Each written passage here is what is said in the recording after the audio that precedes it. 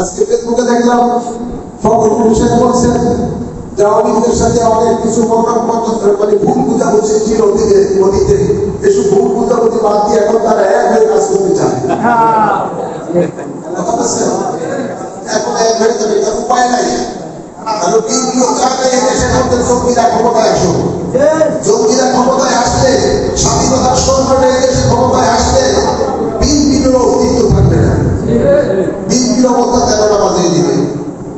তাই আমাদের এখন আসলে সময় হয়েছে আমাদেরকে, যারা আমরা স্বাধীনতার সমর্থনের লোক, মুক্তিযুদ্ধের সমর্থনের লোক, যারা আমরা এই দেশকে ভালোবাসি, যারা তরিকতপন্থী সুন্নি আকীদা সম্পন্ন, আমি মনে করি সকলকে এখন একটা প্ল্যাটফর্মে চলে আসতে হবে। আর এই জঙ্গিদেরকে দমনের জন্য একমাত্র একটাই পথ, ঐক্যবদ্ধ আন্দোলন। ঐক্যবদ্ধ আন্দোলন ছাড়া বিকল্প কোনো পথ নাই। আওয়ামী লীগ বলেন, বিএনপি বলেন, আইনি সুন্নাত ওয়াল জামাত ইসলামী বাংলাদেশ বলেন, যত স্বাধীনতার সমর্থনের জন্য কোনো সংগঠন আছে, আমাদেরকে এখন সময় করে দিচ্ছে সকলকে ঐক্যবদ্ধ হতে হবে।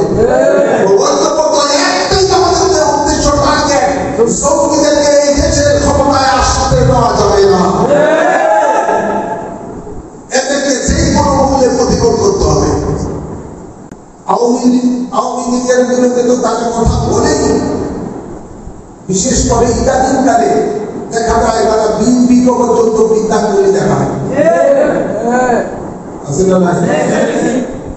আমার ঘরের বিদায় আমাকে মেয়র করে কথা বলছে, যেগুলো বিএনপির কাছ থেকেই তারা ছত্র ছায়া একটু কোমর সোজা করেছে, এখন বিএনপি তারা বিদ্যা করে দেখায়।